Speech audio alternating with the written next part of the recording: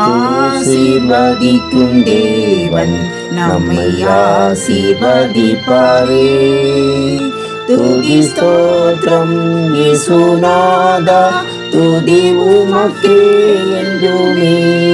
இன்று ஒரு வசனம். தேவனிடத்தில் விசுவாசமானவர்கள் நற்கிரியைகளை செய்ய ஜாக்கிரதையாய் இருக்கும்படி நீ இவைகளை குறித்து திட்டமாய் போதிக்க வேண்டும் என்று விரும்புகிறேன். தீத்து 3:8.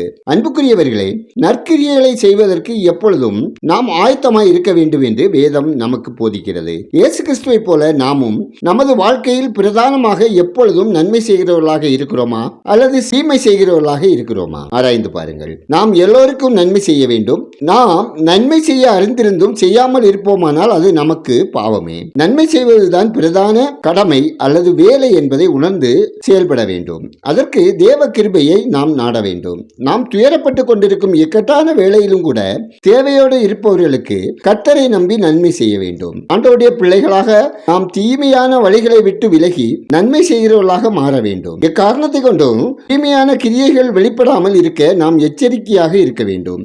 ஏழை மக்களுக்கு தான தர்மம் செய்வதும் நன்மை செய்வதும் தேவனுக்கு நாம் செலுத்தும் பலியாக இருக்கிறது. நற்கிரியைகளில் தேவன் பிரியமாய் இருக்கிறார். நாம் இவ்வுலகில் சிறுமைப்பட்டவர்களுக்கும் தேவையில் உள்ளவர்களுக்கும் செய்யும் ஒவ்வொரு நற்கிரியைகளையும் தேவனுக்கு செய்கிறோம் என்பதை நாம் மறந்துவிடக் கூடாது. நம்மால் முடிந்தவரை எல்லாருக்கும் எல்லா சூழ்நிலையிலும் எப்பொழுதும் நன்மை செய்ய தீர்மானம் எடுப்போம். நன்மை செய்வோம், நற்கிரியைகளில் பெருகுவோம், நாம் ஜெபிப்போம். எங்களை விட்டு விலகாமலும் கைவிடாமலும் காக்கும் பரலோக பிதாவே, ஆசீர்வதிக்கப்பட்டதான இந்த நாளுக்காய், இந்த நாளின் வசனத்துக்காய் நன்றி சொல்லுகிறோம். அப்பா, மழை வெள்ளத்தினால் குளிரினால் மக்கள் பாதிக்கப்படாதவாறு காக்கப்படவும், பாதிப்புக்குள்ளான மக்களுக்கு உரிய உதவிகள் கிடைக்கவும், இயற்கை சீற்றங்களுக்கு தேசம் விலக்கி காக்கப்படவும் ஜெபிக்கிறோம்.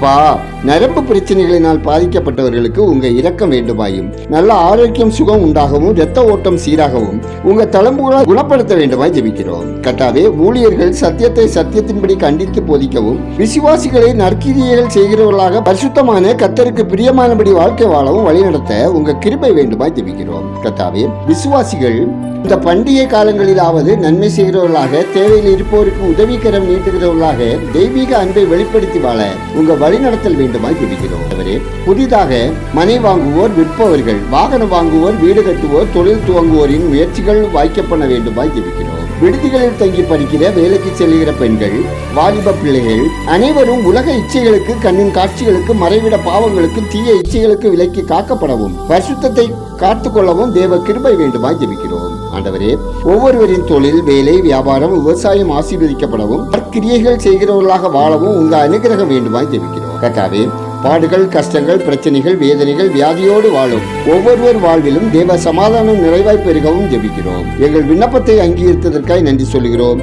துதிக நன்மையுமே உமக்கே செலுத்துகிறோம். இயேசு கிறிஸ்துவின் நாமத்தில் ஜெபிக்கிறோம் எங்கள் ஜெபங்களும் நல்ல பிதாவே, ஆமென்.